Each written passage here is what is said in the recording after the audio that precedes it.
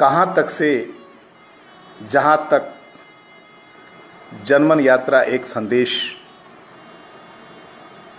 के पटल के तत्वावधान आज मैं पुनः आपके बीच उपस्थित हो रहा हूँ। कहाँ तक से जहाँ तक की यात्रा एक पत्रिका जनमन संदेश, इसी पटल के तहत मैं आपके बीच उपस्थित हो रहा हूँ। जैसा पहले से विदित है, दिनांक 1 मई से 5 मई तक राम सुनाने आया हूँ, इस विषय को लेकर मुझे आपके बीच उपस्थित रहना है। कल हमने सेवक तुलसीदास की चर्चा की। यदि आपको किंचित संतोष हुआ होगा तो मैं स्वयं को धन्य समझूंगा। आज मैं अपने मूल विषय राम सुनाने आया हूँ लेकर आपके बीच उपस्थित हूँ। यदि मेरी आवाज़ आपके पास तक जा रही है तो एक प्रतिक्रिया भेजने का कष्ट करेंगे। राहुल कुमार शुक्ल जी आ गए हैं, उनके द्वारा मुझे प्रतिक्रिया प्राप्त हुई है, मेरी आवाज़ जा रही है। और यदि कोई अपनी प्रतिक्रिया दें तो मैं कार्यक्रम की शुरुआत करूं। एक प्रतिक्रिया अपेक्षित है, यदि मेरी आवाज़ आपके यहाँ तक पहुँच रही है।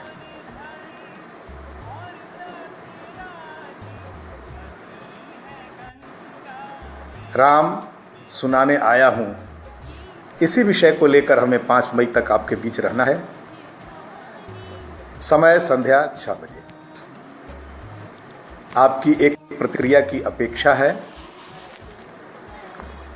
आप एक प्रतिक्रिया दें ताकि मैं अपना कार्यक्रम आरंभ कर सकूं। अनीता शुक्ला भी उपस्थित हो गई हैं, धन्यवाद। मैं कार्यक्रम आरंभ कर रहा हूं। अपेक्षा है आप सभी इस पटल से जुड़ेंगे और मेरा उत्साहवर्धन करेंगे। परंपरा के अनुसार मैं मंगलाचरण के माध्यम से ही अपना कार्यक्रम आरंभ करना चाह रहा हूं, सरस्वती वंदना के माध्यम से।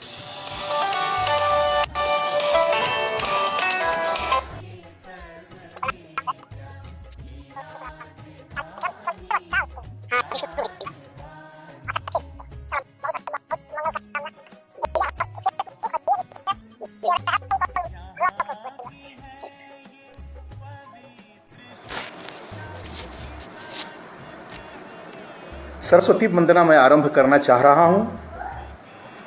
हंस वाहिनी वीणा पाणिनी तू है ज्ञानागार। हंस वाहिनी वीणा पाणिनी तू है ज्ञानागार। गिरा गुहा अज्ञान में कर दे तू उद्धार। गिरा गुहा अज्ञान में कर दे तू उद्धार। हिमगिरी समरामाख्या चीटी ढोवनहार। क्व सूर्य प्रभवो वंशः क्व चाल्प विषया मति तितिर्षुर दुस्तरम मोहादुरूपे नास्मि सागरम। ये कुलगुरु का कालिदास ने कहा है। तो जब वो रामचरित के सामने स्वयं को एक बहुत छोटा सा व्यक्ति मान रहे थे तो मैं क्या हूँ? मैं तो कुछ नहीं हूँ। ये मेरी धृष्टता है कि मैं राम के चरित्र की व्याख्या करने आप जैसे विद्वानों के बीच उपस्थित हुआ हूँ। अनीता शुक्ला जी उपस्थित हो गई हैं, धन्यवाद। कहा हिमगिरी सम रामाख्या चींटी ढोहनहार। क्षमा करो निर्बुद्ध को कर दे बेड़ा पार। ये बिना सरस्वती की कृपा के संभव नहीं है। उमेश कुमार पाठक जी लगता है उपस्थित हो गए हैं। सत्यप्रकाश पांडे जी उपस्थित हो गए हैं, बहुत बहुत आभार। अज्ञान तिमिर सागर तरे पाकर तेरा साथ, गूंगा उचरे पड़ गया जैसे तेरा हाथ। अज्ञान तिमिर सागर तरे पाकर तेरा साथ, गूंगा उचरे पड़ गया जैसे तेरा हाथ। मूर्ख कवि कोविद बना जैसे कालिदास। कालिदास के जीवन की चर्चा जब होती है तो उनका आरंभिक जीवन बड़ी मूर्खतापूर्ण बीता हुआ है। अब इसकी व्याख्या करने में थोड़ा समय लगेगा, बस इतना ही समझिए कि जिस डाल पर बैठे थे उसी डाल को काट रहे थे। लेकिन जैसे ही सरस्वती की कृपा उन्हें प्राप्त हुई, विजय शंकर मिश्र जी उपस्थित हो गए हैं। सादर प्रणाम, आज आप समय से आए हुए हैं। कहा कि मूर्ख कवि कोविद बना जैसे कालिदास, रघुवंश शाकुंतलम आया सबके पास। इतने महत्वपूर्ण ग्रंथ उन्होंने दिए। कुमार संभवम, रघुवंश महाकाव्यम, मेघदूतम, अभिज्ञान शाकुंतलम, विक्रमोर्वशीयम, मालविकाग्निमित्रम, ऋतु संहारम। ये बड़े महत्वपूर्ण और बड़े उदात्त ग्रंथ हैं कालिदास के द्वारा जो इस समाज को दिए गए ग्रंथ हैं। ये हमारा दुर्भाग्य है कि उन ग्रंथों का हम लोग अवलोकन नहीं कर पा रहे हैं। उमेश कुमार पाठक जी, आप उपस्थित हो गए हैं, आपको भी प्रणाम, बहुत बहुत आभार आपका। माघ काव्य नैषध यहाँ तेरे प्रतिनिधि काव्य, ये सरस्वती के प्रतिनिधि काव्य हैं। माघ काव्य नैषध यहाँ तेरे प्रतिनिधि काव्य, तेरा कर जैसे बड़ा सहज सुलभ संभाव्य। कोई भी कुछ भी कर सकता है यदि सरस्वती का वरदान प्राप्त हो जाए, उतनी क्षमता तो हो ही जाती है। कहाँ राम का चरित्र है, कहाँ कुबुद्ध अज्ञान। राम के चरित्र की व्याख्या की क्षमता इस छोटे से व्यक्ति में नहीं है। सागर तरने मैं चला पाकर रोंगी यान, तिरसुर दुस्तरम मोहाद रूपे नास्मि सागरम। एक छोटी सी नौका लेकर रामचरित जैसे महासागर को पार करने की धृष्टता कर रहा हूं मैं। क्षमा करो निज पुत्र को, दे दे आशीर्वाद, सेवा में मैं लगा रहूं पा तेरा प्रसाद। यदि तेरा प्रसाद प्राप्त हो जाए तो शायद मैं तेरी सेवा कर सकूं, यही मेरी कामना है, यही मेरी इच्छा है, यही याचना है मां सरस्वती से। तो मैं अपने विषय की ओर आ रहा हूं। शीर्षक है राम सुनाने आया हूं। इक्ष्वाकु के वंश वृक्ष का नाम सुनाने आया हूं, घट घट के जन जन के प्रियतम राम सुनाने आया हूं। इक्ष्वाकु के वंश वृक्ष का नाम सुनाने आया हूं, घट घट के जन जन के प्रियतम राम सुनाने आया हूं। अब सीधे सीधे मानस से मैं इसको लेकर चल रहा हूं और बहुत संक्षिप्त मैं इस कथा यात्रा को लेकर आगे बढ़ना चाहता हूं। समय भी 5 दिनों का है, हो सकता है 1-2 दिन और मिले, 2-4 दिन तभी जाकर ये पूरा हो पाएगा, ऐसे संभव नहीं है। फिर भी जैसी आपकी अनुमति होगी वैसा कार्य होगा। तो इक्ष्वाकु के वंश वृक्ष का नाम सुनाने आया हूँ, घट घट के जन जन के प्रियतम राम सुनाने आया हूँ। पुत्रहीन दशरथ का दुखड़ा ले अवतार समाप्त किया। सभी जानते थे राजा दशरथ को संतान की प्राप्ति नहीं हो रही और उसको इन्होंने समस्या को दूर कर दिया अवतार ग्रहण करके। पुत्रहीन दशरथ का दुखड़ा ले अवतार समाप्त किया, अपने गुणों से माताओं का स्नेह अलौकिक प्राप्त किया। राम सिर्फ कौशल्या के पुत्र नहीं रहे, कौशल्या उनकी जननी अवश्य थी लेकिन मां तो सभी थी। इसीलिए कहा पुत्रहीन दशरथ का टुकड़ा ले अवतार, पुत्रहीन दशरथ का दुखड़ा ले अवतार समाप्त किया, अपने गुणों से माताओं का स्नेह अलौकिक प्राप्त किया। पुरजन परिजन गिरिजन सबके वे उतने ही प्यारे थे, और नर नारी मंत्री सेवक हो वे तो सबके न्यारे थे। माति सेवते इति माता और जनयति इति जननी। तो जननी और माता में बहुत बड़ा अंतर है। जननी एक ही हो सकती है लेकिन मां तो सभी हो सकती हैं। जिसने सेवा किया वो मां है। तो इसीलिए राम के माताएं तो बहुत थीं, जननी कौशल्या थी। वही कहा कि पुत्रहीन दशरथ का दुखड़ा ले अवतार समाप्त किया, अपने गुणों से माताओं का स्नेह अलौकिक प्राप्त किया। पुरजन परिजन गिरिजन सबके वे उतने ही प्यारे थे, नर नारी मंत्री सेवक हो वे तो सबके न्यारे थे। गंगा जल सम साफ चित्त का नाम सुनाने आया हूं। उनका पूरा चरित्र उठाकर देख लिया जाए, जैसे हम गंगा के जल को अत्यंत पवित्र मानते हैं, उसी प्रकार राम का चरित्र भी अत्यंत पवित्र रहा है। तो गंगा जल सम साफ चित्त का नाम सुनाने आया हूं। ममता खर्रे जी बहुत बहुत आभार, क्षमा द्विवेदी जी प्रणाम आपको, आप बहुत उत्साहवर्धन कर रही हैं। गंगा जल सम साफ चित्त का नाम सुनाने आया हूं, घट घट के जन जन के प्रियतम राम सुनाने आया हूं। जिसने भ्रातृ प्रेम का सुंदर भाव जगत को दिखलाया। राम और भरत की भ्रातृ प्रेम, इनका भ्रातृ प्रेम ये तो जग विदित है, अलौकिक प्रेम है। इस प्रेम की जितनी व्याख्या की जाए कम होगी। सुष्मिता शुक्ला भी आ गई हैं, धन्यवाद। तो जिसने भ्रातृ प्रेम का सुंदर भाव जगत को दिखलाया, और नहीं किसी से ईर्ष्या मत्सर प्रेम भाव ही सिखलाया। केवल अपने भाइयों के बीच की बात नहीं है, ये वनगमन करने के क्रम में भी देखिए, और जब तक वन में रहे हैं सबको इन्होंने प्रेम दिया। चाहे श्रृंगवेरपुर की यात्रा से शुरू करें आप, पहले अयोध्या से ही जब ये जा रहे हैं वन की ओर, उस समय पुरजनों के साथ, परिजनों के साथ क्या व्यवहार किया इन्होंने, ये भी देखने योग्य है। कितना प्रेम से सबको समझाया बुझाया, आगे मिलेगा भी।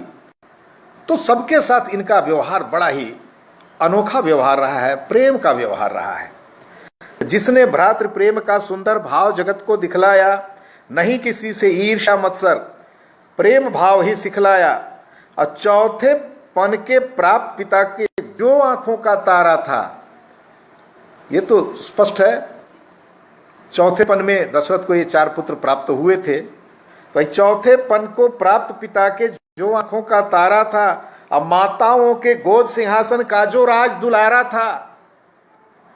बच्चों की तो सिंहासन की माताओं की गोद ही होती है, बच्चों का सिंहासन वही होता है।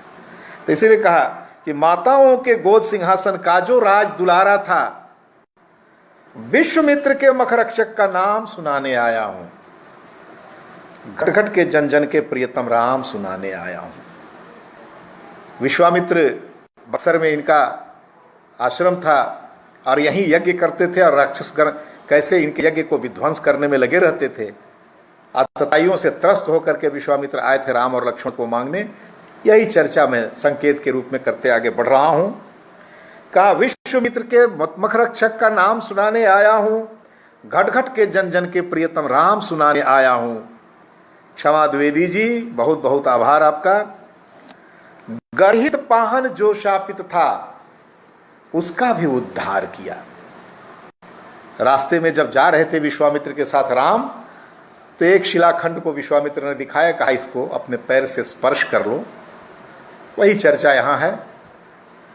तो गर्हित पाहन जो शापित था, उसका भी उद्धार किया। पूत चरण धूल से अहिल्या माता का उद्धार किया। जो अहिल्या शापित थी, और उसी शाप के चलते वो पत्थर के कवि दिनेश अगरिया जी बहुत बहुत आभार आपको। आपकी उपस्थिति मेरे लिए संबल का काम कर रही है। तो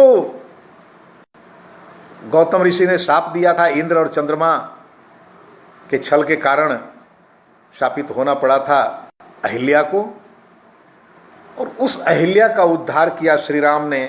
वही चर्चा यहाँ है कि गर्हित पाहन जो शापित था, पत्थर पत्थर मतलब तिरस्कृत, इसलिए हमने इसका शब्द रखा गर्हित। तो गर्हित पाहन जो शापित था, उसका भी उद्धार किया। पूत चरण धूल से अहिल्या माता को भी तार दिया। धन्य धन्य हो गई अहिल्या सम्मुख ही जिसको पाकर, मिला मान सम्मान जगत में गौतम की कुटिया जाकर। जब वापस गौतम की कुटिया में गई, तो उसी सम्मान से गौतम ने अहिल्या को अपनाया था। इसीलिए ये चर्चा मैं यहाँ कर रहा हूँ। धन्य धन्य हो गई अहिल्या सम्मुख ही जिसको पाकर, मिला मान सम्मान जगत में गौतम की कुटिया जाकर। शोषित का रक्षक जो उसका गान सुनाने आया हूं। अहिल्या एक प्रकार से शोषित युद्ध थी, तो जिसका जिसका शोषण हुआ, सबकी रक्षा की राम ने। पूरे मानस में पढ़िए, देखिए, सबकी रक्षा राम ने की है। तो शोषित का रक्षक जो उसका गान सुनाने आया हूं, घट घट के जन जन के प्रियतम राम सुनाने आया हूँ, घट घट के जन जन के प्रियतम, राम सुनाने आया हूँ। अब देखिए, जिस यज्ञ भूमि की चर्चा मैं अभी इसके पहले कर रहा हूँ, उस प्रसंग को मैं आपके पास लेकर आ रहा हूँ। यज्ञ भूमि जो भयाक्रांत थी, ताड़का सुबाहु के भय से, रुद्ध हो गए कंठ सभी के, ऋचा गान नहीं था लय से। सही ढंग से ऋचाओं का गान भी नहीं कर पाते थे महर्षिगण, डर के मारे कब कौन राक्षस आ जाए और किस प्रकार का आतंक मचाने लगे। ऋषियों को मारने पीटने तक की भी स्थिति हुआ करती थी। यज्ञ कुंड में अस्थियां विसर्जित कर देते थे और उसके कारण इन लोगों का यज्ञ जो था खंडित हो जाया करता था। हमेशा भय और आतंक के माहौल में जीने वाले ऋषिगण बहुत परेशान थे। उनकी चर्चा मैं कर रहा हूं कि यज्ञ भूमि जो भयाक्रांत थी, ताड़का सुबाहु के भय से, रुद्ध हो गए कंठ सभी के, ऋचा गान नहीं था लय से। रुद्ध हो गए कंठ सभी के, ऋचा गान नहीं था लय से। विश्वामित्र के भी प्रताप का नहीं असर कुछ होता था। ये तो राजर्षि से ब्रह्मर्षि बने थे, कोई साधारण व्यक्ति तो नहीं था इनका, विश्वामित्र का। लेकिन ऐसे व्यक्ति भी जब डरते थे तो सोचिए कितना बड़ा आतंक होगा राक्षसों का। विश्वामित्र के भी प्रताप का नहीं असर कुछ होता था। हवन कुंड में मौके पर ही अस्थि विसर्जन होता था। अस्थियां ऊपर से डाल दिया करते थे राक्षसगण और यज्ञ जो था वही विध्वंस हो जाया करता था। धनुष ध्वंस जिसने कर डाला, काम सुनाने आया हूं। बचपन में राम लक्ष्मण को लेने गए थे विश्वामित्र दशरथ के यहाँ। अभी पूरी व्याख्या करूं तो बहुत लंबा हो जाएगा, इसलिए मैं संक्षेप में सिर्फ संकेत के माध्यम से आगे बढ़ना चाहता हूं ताकि संक्षेप में ही अपना काम मैं पूरा कर सकूं। तो धनुष धनुष जिसने कर डाला, काम सुनाने आया हूं, घट घट के जन जन के प्रियतम, राम सुनाने आया हूं। भीषण प्रण ने सीरज ध्वज का चैन ध्वंस कर डाला था। क्या प्रण था? जानकी एक बार उस कक्ष को साफ कर रही थी जिसमें शिवधनु रखा हुआ था। अब काफी गंदगी थी चारों ओर। जानकी उसमें कभी जाती नहीं थी, दूसरे लोग सब जाते थे सफाई करने। एक दिन जानकी चली गई। अब वहां देखा धनुष के आगे पीछे बहुत सारी गंदगी है। उन्होंने धनुष उठा करके सफाई कर दी और राजा जनक जब गए वहां पूजा करने, देखा पूरी तरह सफाई हुई तो बड़ा आश्चर्य हुआ। पूछा, भाई धनुष को किसने उठाया? तो जानकी को लगा कि हमसे कुछ अपराध हो गया है। बहुत सकुचाते हुए सीता ने कहा, मैंने ही उठाकर साफ कर दिया था। वहीं जनक ने प्रण ले लिया कि जो इस धनुष पर प्रत्यंचा चढ़ा देगा उसी से जानकी का विवाह होगा। अब ये प्रतिज्ञा इनके लिए एक शाप बन गई। यही चर्चा मैं यहां कर रहा हूं। अब उस शाप का मोचन किसने किया आप जानते ही हैं, देखिए। भीषण प्रण ने सीरथ ध्वज का चैन ध्वंस कर डाला था। धनुर्भंग कर शिव विवाह का प्रस्ताव सभा में डाला था। देश देश के राजा आए नहीं डोर को चढ़ा सके। धनुष यज्ञ की चर्चा मैं कर रहा हूं। देश देश के राजा आए नहीं डोर को चढ़ा सके। मुख विवरण सब राजाओं के लगते थे सब थके थके। जो जाता था प्रत्यंचा चढ़ाने पसीने से लथपथ होकर के और लौट करके उस प्रकार आता था जैसे बहुत अच्छी चर्चा एक और अज और इंदुमती स्वयंवर के संदर्भ में कालिदास ने किया है। संचारिणी दीप शिखेव रात्रौ यम यम व्यतीयाय पतिम वरासा नरेंद्र मार्गाट इव प्रपेदे विवर्ण भावो ससभूमि पालः। जब इंदुमती के स्वयंवर में सारे राजागण गए थे तो जिस प्रकार दीप शिखा रात्रि में राजमार्गों में बढ़ती है तो दीपक पे के प्रकाश से जो प्रकाशित होते थे राजमहल वो तो बड़े सुंदर लगते थे। लेकिन जैसे ही वो दीपक आगे बढ़ जाता था तो वो सारे काले लगने लगते थे। वही स्थिति राजाओं की होती थी कि इंदुमती अपना वरमाला लेकर के जिन जिन राजाओं के पास से गुजरती थी तो वहां जिनके सामने आती थी वो तो चमकने लगते थे। लेकिन जैसे ही वो आगे बढ़ जाती थी इंदुमती तो राजाओं का मुख विवर्ण हो जाता था। उसी प्रकार जिस प्रकार दीप शिखा के बढ़ने से राजमहलों का मुख विवर्ण हो जाता था, कालिमा आ जाती थी, ठीक वही स्थिति राजाओं की थी। यही हाल यहाँ भी है। जो जो राजागण गए धनुष पर प्रत्यंचा चढ़ाने, और जब वहां से लौट कर आते थे तो उनका मुख मलिन हो जाया करता था, लगता था बहुत थके हुए हैं। यही चर्चा मैं यहाँ करना चाहता हूँ कि भीषण प्रण ने सीरथ ध्वज का चैन ध्वंस कर डाला था, धनुर्भंग कर सिय विवाह का प्रस्ताव सभा में डाला था। देश देश के राजा आए नहीं डोर को चढ़ा सके, मुख विवरण सब राजाओं के लगते थे सब थके थके। चिंता तुर चिंता हारी का नाम सुनाने आया। कितने चिंतित थे, कितने आतुर थे जनक, और उनके चिंता का हरण किस प्रकार किया राम ने। तो चिंता तुर चिंता हारी का नाम सुनाने आया हूँ, घट घट के जन जन के प्रियतम राम सुनाने आया हूँ, घट घट के जन जन के प्रियतम राम सुनाने आया हूँ। अब आगे देखिए, जब गए धनुर्भंग उन्होंने कर ही दिया राम ने, आगे देखिए क्या होता है। परिणय पवि संपन्न हो गया मंगल गान अयोध्या में। चारों भाइयों का विवाह हो गया। अब अयोध्या में तो बहुत आनंद का वातावरण छा गया। नई नई चार दुल्हनें जिस घर में आए, उस घर का आनंद कल्पना कीजिए। हर घर में दुल्हन आती हैं, आप लोग भी इससे दो चार हुए होंगे। तो का परिणय पविसंपन्न हो चुका मंगल गान अयोध्या में, पुष्प परागत सब ऋतुओं के कोकिल सहित अयोध्या में। श्री संपन्न अयोध्या नगरी फूले नहीं समाती थी, सिया राम की जय स्वर लहरी चहुं ओर से आती थी। पूरे अयोध्या में मंगल गान हो रहा था, सब जगह प्रसन्नता की लहर थी। वही का परिणय पविसंपन्न हो चुका मंगल गान अयोध्या में, पुष्प परागत सब ऋतुओं के कोकिल सहित अयोध्या में। श्री संपन्न अयोध्या नगरी फूले नहीं समाती थी, सिया राम की जय सर लहरी चहुं ओर से आती थी। कंठ कंठ में रमे हुए का मान सुनाने आया हूं। हर कंठ में उमेश कुमार पाठक रेणु जी बहुत सुंदर, बहुत बहुत आभार। कवि दिनेश अगरिया जी, वाह, आप भी सुन रहे हैं, वाह, मैं बहुत आभारी हूं आपका। कहा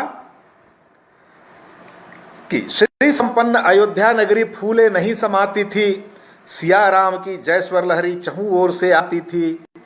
कंठ कंठ में रमे हुए का मान सुनाने आया हूं, घट घट के जन जन के प्रियतम राम सुनाने आया हूं। उमेश कुमार पाठक जी, नमस्कार आपको। राज्याभिषेक हो जाए राम का, दशरथ के मन में आया। तो विवाह के बाद अचानक दशरथ चूंकि अपने केश उन्होंने देखा, केश धवल दिखाई पड़े, तो उन्हें लगा कि अब तो बुढ़ापे के सारे लक्षण दिखाई पड़ रहे हैं, जो चार लक्षण हो जाते हैं, आंखों में रोशनी कम हो जाए, बाल पकड़ने,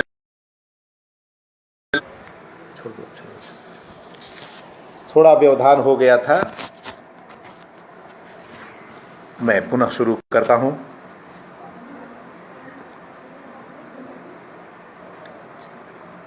कहां तक से जहां तक की जन्म यात्रा एक संदेश। हाँ, व्हाट्सएप पर उनका हो गया। थोड़ा व्यवधान हो गया था, क्षमा करेंगे। मेरे एक श्रद्धेय काफ़ी विद्वान हैं, वो डॉक्टर रमेश चंचल जी, वो देखना चाह रहे थे, उनके पास ये लिंक नहीं जा पा रहा है, उसके चलते थोड़ी बाधा हो गई। राज्याभिषेक हो जाए राम का, दशरथ के मन में आया, एक बार फिर से मंगल का गान अयोध्या में आया। जैसे राज्याभिषेक की चर्चा, पूरी अयोध्या मुग्ध हो गई। हर जन जन चाहता था राम युवराज बने, इसलिए एक बार फिर से मंगल का गान अयोध्या में आया। पर मझली माता के मन में कुछ और बात थी जो निकली। 14 वर्ष वनवास राम को, भरत ही पाए राजगदी। अब ये विधि की विडंबना, इसके विषय में क्या कहा जाए। केदारनाथ मिश्र प्रभात ने महाकाव्य लिखा है कैकेयी। अगर उस कैकेयी का अध्ययन किया जाए तो कैकेयी तो जगत बंदियां हैं, कोई कलंक नहीं है कैकेयी में। शर्त यह है कि प्रभात की आंखों से कैकेयी को देखा जाए। उन्होंने तो यहां तक कहा कि कौशल्या तो खुद जननी है, सुमित्रा छोटी है, तो ये दंश वो क्यों झेलेगी, कौशल्या क्यों झेलेंगी? ये दंश तो मुझे झेलना होगा, मुझे ही इसका पान करना होगा, विषपान करना होगा। और राम का अवतार जिस निमित्त हुआ है, यदि राम को राज्याभिषेक दे दिया जाए तब तो अवतार का महत्व ही समाप्त हो जाएगा, इनका रामत्व तो क्षीण हो जाएगा, गौण हो जाएगा। इसलिए राम को असमंता सबके लिए इनको बनाए रखने के लिए राम को वनवास देना ही पड़ेगा, और ये पाप मुझे अपने माथे लेना पड़ेगा, ये प्रभात जी के कथनानुसार। तो प्रभात जी जिस ढंग से कैकेयी का ग्रथन किया है, उस आधार पर कैकेयी तो जगत बंध्या है, कोई साधारण स्त्री नहीं थी कैकेयी। और अगर कैकेयी नहीं होती तो राम का चरित्र इतना व्यापक नहीं होता, वो अयोध्या तक सिमट जाते, तो पूरी दुनिया राम को जानती कैसे। इसे कैकेयी का यह कार्य बड़ा ही उत्तम माना जाता है प्रभात की नजरों में। कहा, राज्याभिषेक हो जाए राम का, दशरथ के मन में आया, एक बार फिर से मंगल का गान अयोध्या में आया। पर मझली माता के मन में कुछ और बात थी जो निकली, 14 वर्ष वनवास राम को, भरत ही पाए राजगदी। मोद न पीड़ा जिसे उसी का, संग्राम सुनाने आया हूं। प्रसन्नताम यान गताभिषेक तथा न ममले वनवास दुखतः, मुखाम्बुज श्री रघुनंदनस्य सदास्तु में मंजुल मंगल प्रदाय। तुलसीदास ने अयोध्या कांड के मंगलाचरण में ही तो कहा है, दूसरा श्लोक है इनका। कहा कि राज्याभिषेक के समय ना तो इनको प्रसन्नता हुई और न वनवास के समय इनको पीड़ा हुई। ऐसे भगवान श्री राम का मुख कमल हमें हमेशा मंजुल मंगल देता रहे, ये तुलसीदास ने अपने मंगलाचरण में लिखा है। वही यहां कर रहा हूं, मोद न पीड़ा जिसे उसी का संग्राम सुना। आप जीवन संग्राम में चले श्री राम, ये जीवन संग्राम की चर्चा मैं कर रहा हूं कि मोद न पीड़ा जिसे उसी का संग्राम सुनाने आया हूं, घट घट के जन जन के प्रियतम राम सुनाने आया हूं। सुख सौरभ को त्याग कंट का, किरण बनों की राह गही, भ्रात सौमित्र सहित भूमिजा सीता माता साथ रही। कांटों के चुभने से उनको उत्कट पीड़ा होती थी, पर राज्य छोड़ने की थोड़ी भी पीड़ा नहीं सताती थी। क्या राम का चरित्र था। सुख सौरभ को त्याग कंट का, किरण बनों की राह गही, भ्रात सौमित्र सहित भूमिजा माता सीता साथ रही। कांटों के चुभने से उनको उत्कट पीड़ा होती थी।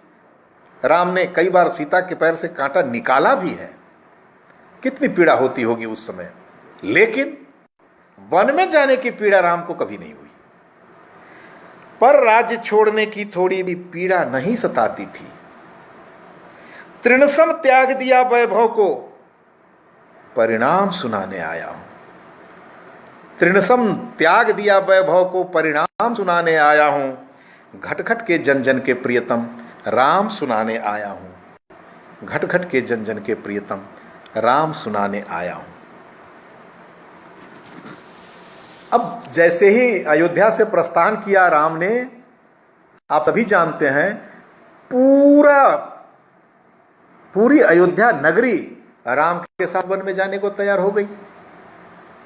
कोई रहने को तैयार ही नहीं था अयोध्या में, बिल्कुल सुनी लगने लगी अयोध्या।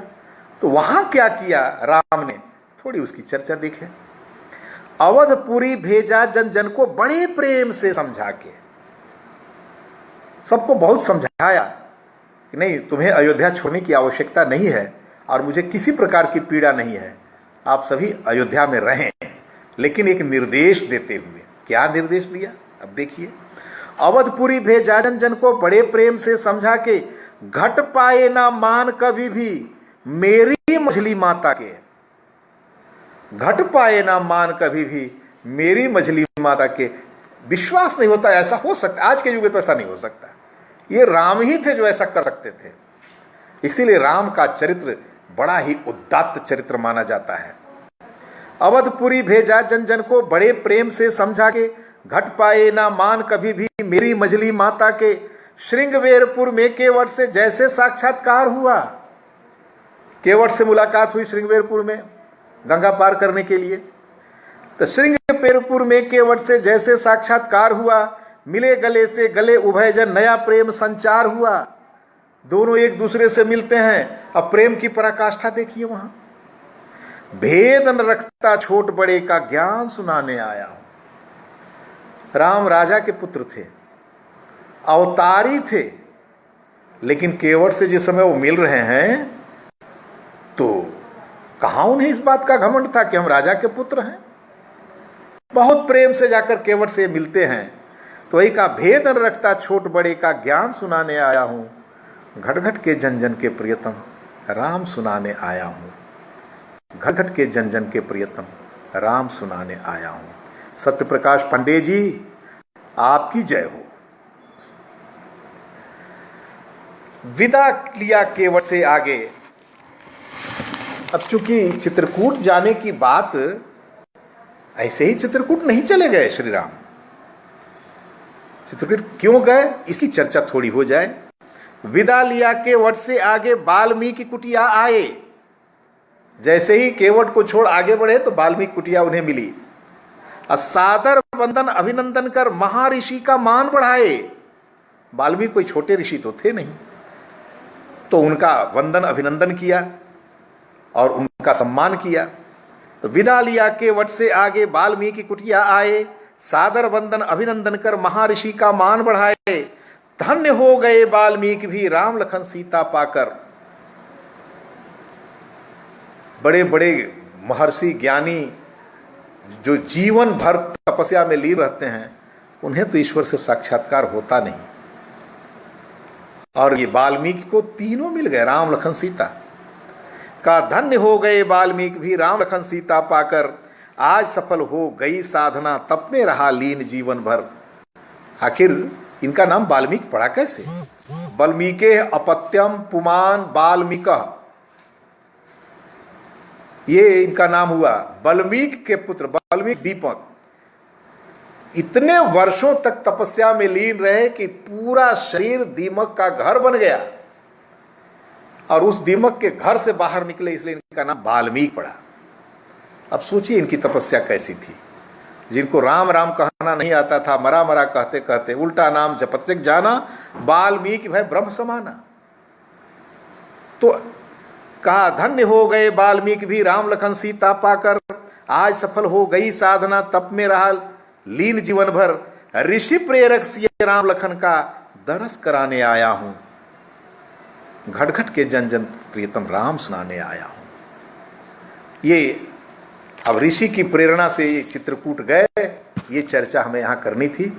आगे देखिए, पा निर्देश वाल्मीकि से फिर चित्रकूट प्रस्थान किया। जैसे ही वाल्मीकि का निर्देश प्राप्त किया, आप यहाँ चित्रकूट में रहें, तो ये चित्रकूट में जाकर रह लें। वहाँ का वातावरण बहुत सुंदर है, प्रकृति बहुत अच्छी है, और वहाँ के लोगों से आपका साक्षात्कार होगा। तो ये सारी बातें जब वाल्मीकि ने बताई तो ये गए चित्रकूट। पा निर्देश वाल्मीकि से चित्रकूट प्रस्थान किया। अब मंदाकिनी के पावन तट पर पर्णकूट निर्माण किया। मंदाकिनी के पावन तट पर पर्णकुटी निर्माण किया। वर्ण वर्ण के फूल खिले थे, कुटिया की शोभा न्यारी। ये आप देखेंगे मैथिली शरण गुप्त ने भी लिखा है, निज सौध सदन में उटज पिता ने छाया। मेरी कुटिया में राज भवन मन भाया।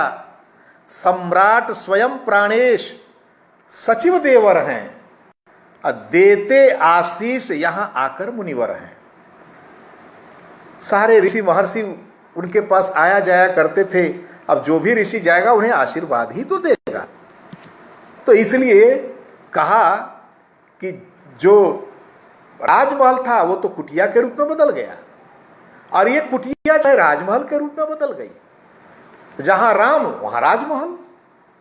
वही कहा सम्राट स्वयं प्राणे सचिव देवर है, मंत्री लक्ष्मण, अब महारानी खुद सीता, और सारे ऋषिगण हैं आकर के आशीर्वचन दे रहे हैं। तो इससे अच्छा, इससे भला और क्या होगा। तो वही कहा यहाँ पा निर्देश वाल्मीकि से फिर चित्रकूट प्रस्थान किया, मंदाकिनी के पावट तट पर पर्ण कुटी निर्माण किया, वर्ण वर्ण के फूल खिले थे, कुटिया की शोभा न्यारी, राज भवन सम बड़े मजे से रहती थी सीता प्यारी। अब मलिन नहीं प्रसन्न बदन का गान सुनाने आया हूं, घट के जन जन के प्रियतम राम सुनाने आया हूं, घट के जन जन के प्रियतम राम सुनाने आया हूं। बहुत सारे लोगों का चित्र भी सामने आ रहा है। उमेश पाठक जी, रमेश सिंह जी आप नमस्कार, आप भी आ गए हैं, और सत्यप्रकाश पांडे जी हैं। औरों का चित्र मेरी समझ में नहीं आ रहा है। सबको मैं अपनी ओर से आभार ज्ञापित कर रहा हूं। आपकी उपस्थिति मेरे लिए संबल बढ़ाने का कार्य कर रही है। अब आगे देखें, रिपुसूदन और भरत सहित चतुरंगिनी दल वन में आया। जब भरत और शत्रुघ्न अयोध्या में आ गए ननिहाल से और सारी बातें उन्हें पता चली, तो दशरथ का अंतिम संस्कार करने के बाद पूरी अयोध्या नगरी माताओं सहित चित्रकूट में आई। अब यहाँ की स्थिति देखिए, रिपुसूदन और भरत सहित चतुरंगिनी दल वन में आया, नागराज के फण समान ही लक्ष्मण को गुस्सा आया। लक्ष्मण को लगा कि अब तो चढ़ाई करने आ रहे हैं, तो ऐसी स्थिति में भरत को सबक सिखा दूंगा। बहुत क्रोधी स्वभाव के थे लक्ष्मण। का रिपुसूदन और भरत सहित चतुरंगिनी दल वन में आया, नागराज के फण समान ही लक्ष्मण को गुस्सा आया।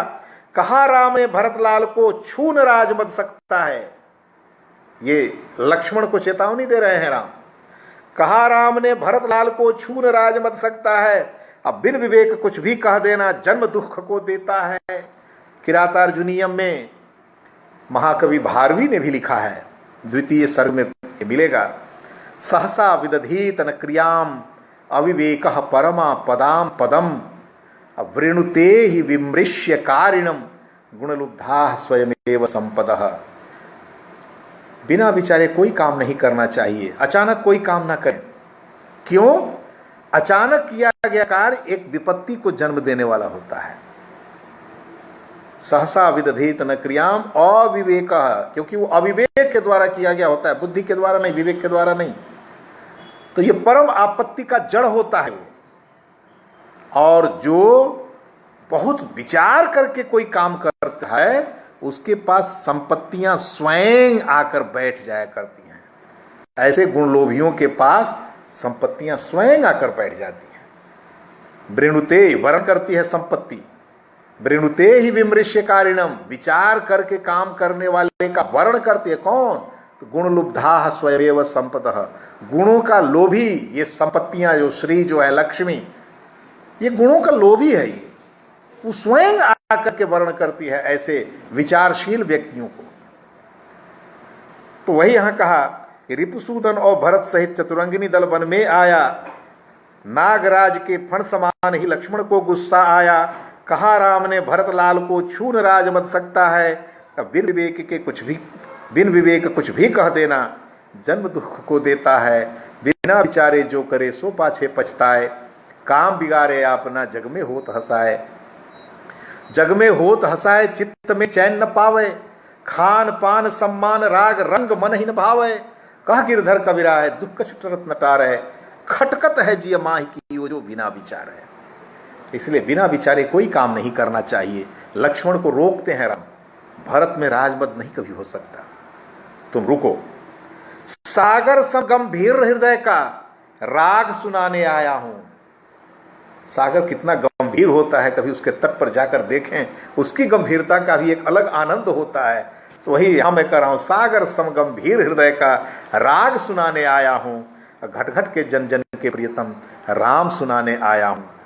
घट घट के जन जन के प्रियतम राम सुनाने आया हूं। अब भरतलाल जैसे ही आते हैं, राम और भरत के बीच क्या अनिर्वचनीय स्थिति है, अब इसकी भी व्याख्या यहां देखिए।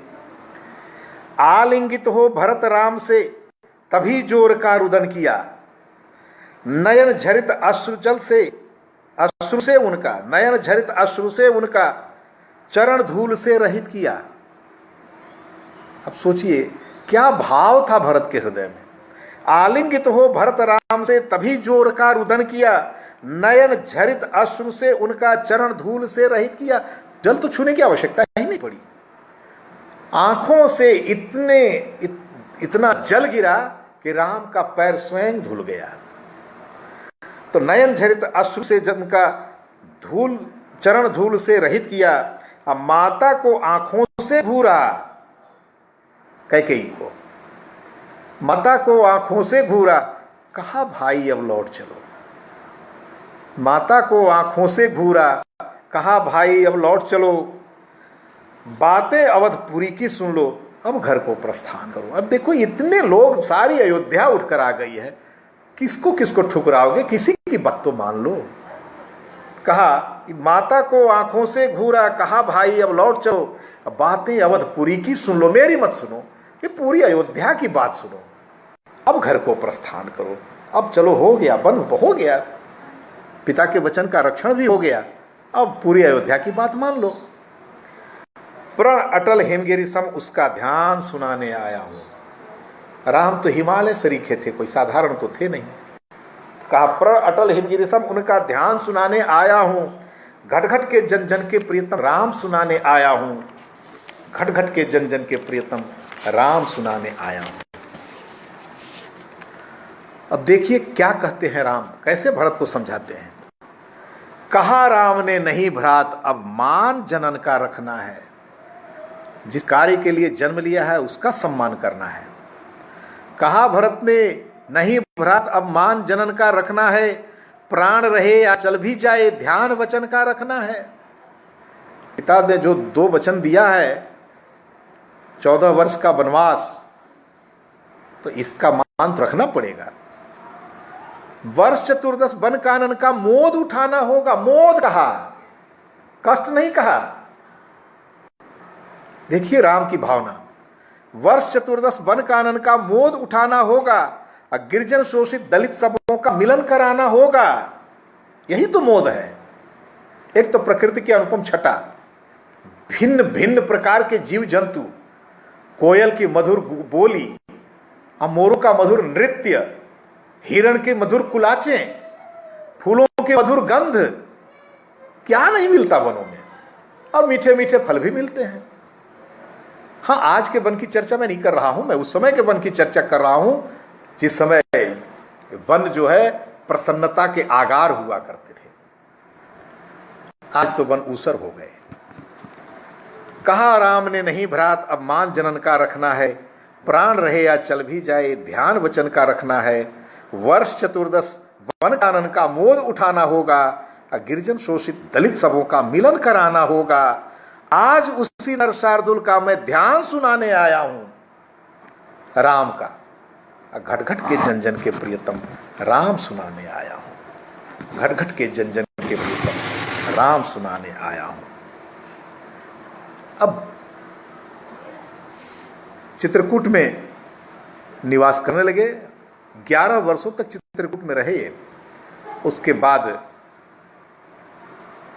अब चित्रकूट में ही एक समय सीता का अलंकरण कर रहे थे राम, स्फटिक शिला पर, मंदाकिनी नदी के किनारे पर ही है मंदाकिनी स्फटिक शिला आज भी, और बड़ा ही सुंदर वहाँ का वातावरण है, प्राकृतिक सौंदर्य देखने ही बनता है। मंदाकिनी के दोनों ओर पेड़ इस प्रकार झुके हुए हैं, लगता है दोनों ओर के पेड़ आलिंगन करना चाहते हो आपस में, मंदाकिनी की सुंदरता को निहारते हुए। तो वहीं राम सीता का अलंकरण कर रहे थे। इंद्र का बेटा जयंत, जिसे भ्रम हो गया ये राम वाकई ईश्वर हैं कि मनुष्य हैं, अब इनकी भी परीक्षा ले ली जाए। परीक्षा लेने तो गया, अच्छा परीक्षा लेनी चाहिए, लेकिन धृष्टता कर गया वो। तो धृष्टता किया क्या, वाल्मीकि रामायण पढ़ें तो वाल्मीकि ने तो 3 जगह उस घटना का वर्णन किया है जिसकी चर्चा एक माँ के लिए एक पुत्र नहीं कर सकता, लेकिन वाल्मीकि ने किया है। जहाँ जयंत ने मारा वहाँ फिर प्रश्रवण वन में राम से पूछा है कि ठीक है, सीता माँ का पता मैं करूंगा तो कौन सा ऐसा चिन्ह होगा जिसमें पहचान लूंगा, कुछ ऐसी एक गुप्त बात बताइए जो मैं सीता से पूछूंगा। तो कहा है कि हाँ, जयंत ने मारा था सीता को, ये पूछना। अगर वो बता देगी हाँ तब सही है, तुम खोज लिए। और फिर अशोक वाटिका में सीता से पूछा है, राम ने ऐसा कहा, ये सत्य है क्या? कहा हाँ सत्य है। तो एक ही प्रसंग 3 बार है, लेकिन मर्यादा की रक्षा करने वाले तुलसी ने क्या कहा? सीता चरण चोंच हति भागा, महामंदमति कारण कागा। पुत्रत्व की रक्षा उन्होंने कर ली।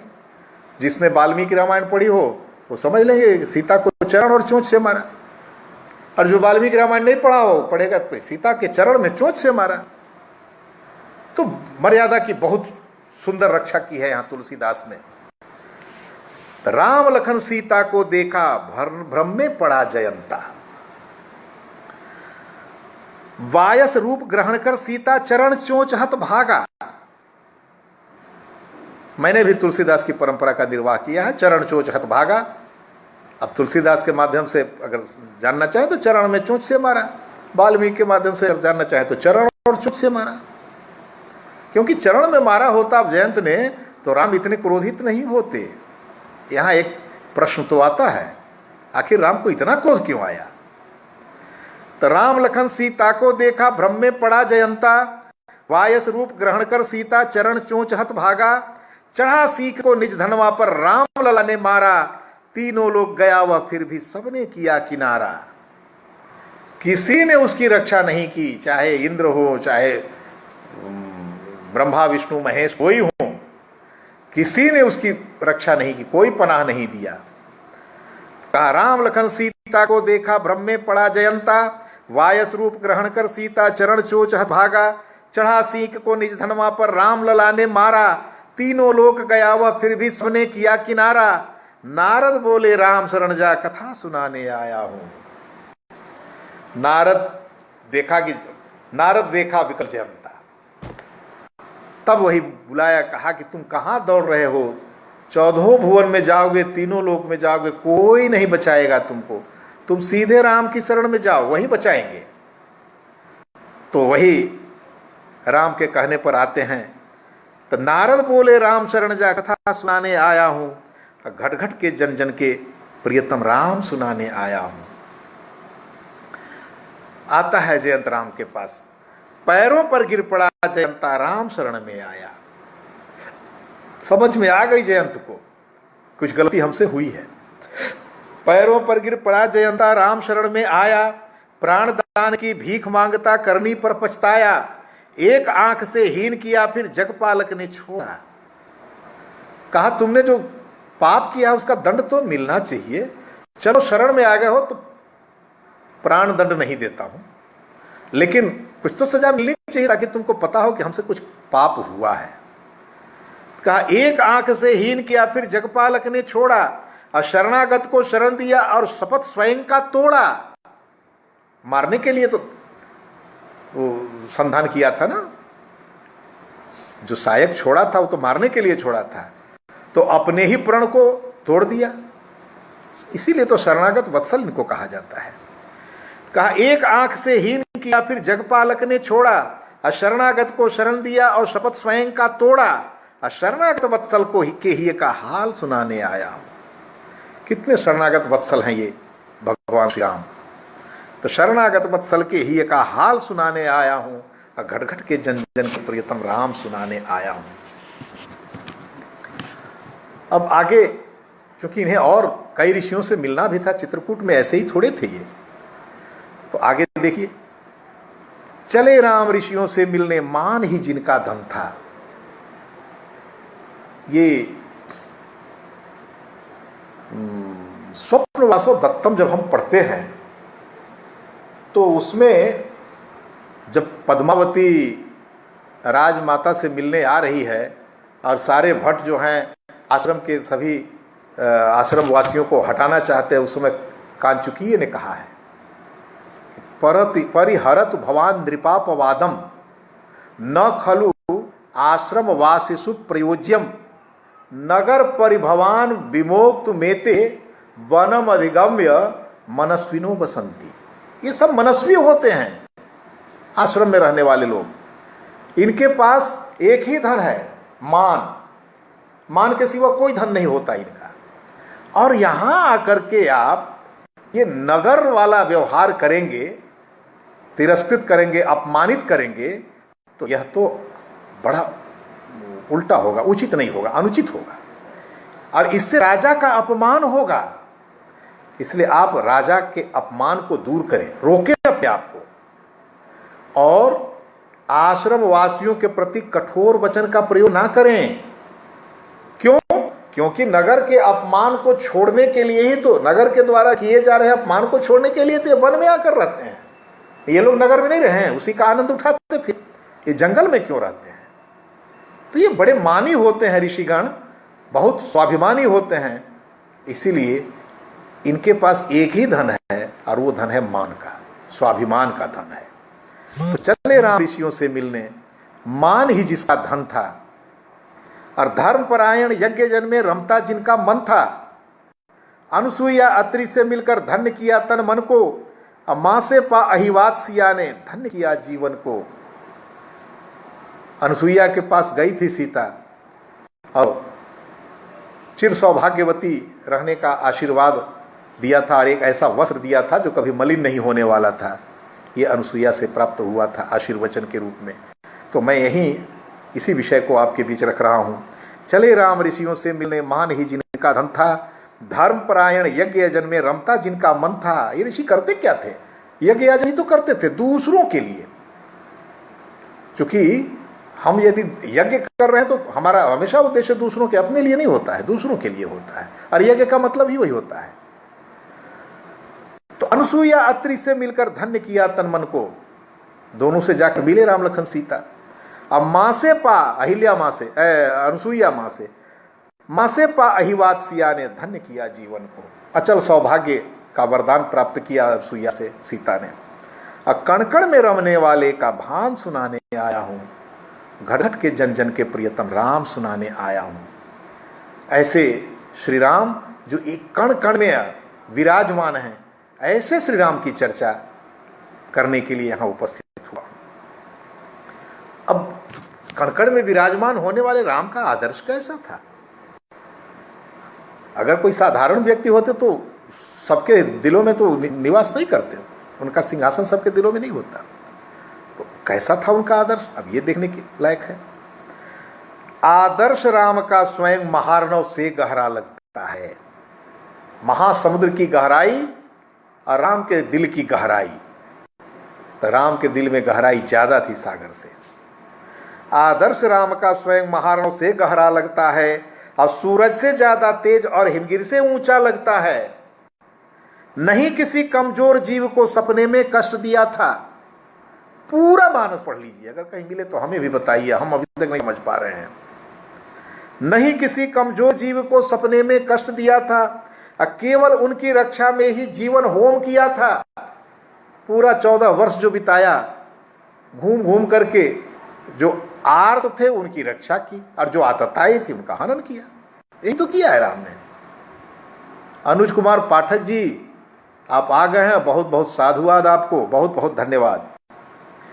आदर्श राम का स्वयं महार्णव से गहरा लगता है, सूरज से ज्यादा तेज और हिमगिर से ऊंचा लगता है। नहीं किसी कमजोर जीव को सपने में कष्ट दिया था, केवल उनकी रक्षा में ही जीवन होम किया था। वही राम आदर्श यहां पर याद कराने आया हूं। राम के उसी आदर्श का स्मरण कराने के लिए आया हूं। तो वही राम आदर्श यहां पर याद कराने आया हूं। घटघट के जन जन के प्रियतम राम सुनाने आया हूं। घटघट के जन जन के प्रियतम राम सुनाने आया हूं। बड़ी चर्चा आजकल होती है, दो विचारधारा के लोग हैं, घर में दो विचारधारा हो जाती है। तो ये तो बहुत बड़ा देश है भारत। भारत कोई साधारण देश नहीं है। कोई कहता है राम को मानो, कोई कहता है राम को मत मानो। इस प्रकार का विवाद देखने को मिलता है। तो थोड़ी चर्चा मैं उस पर भी करना चाहता हूं। ठुट्टी पकड़ कहे कोई भी, अरे राम को जानो, कोई आवश्यकता नहीं है किसी को बताने की।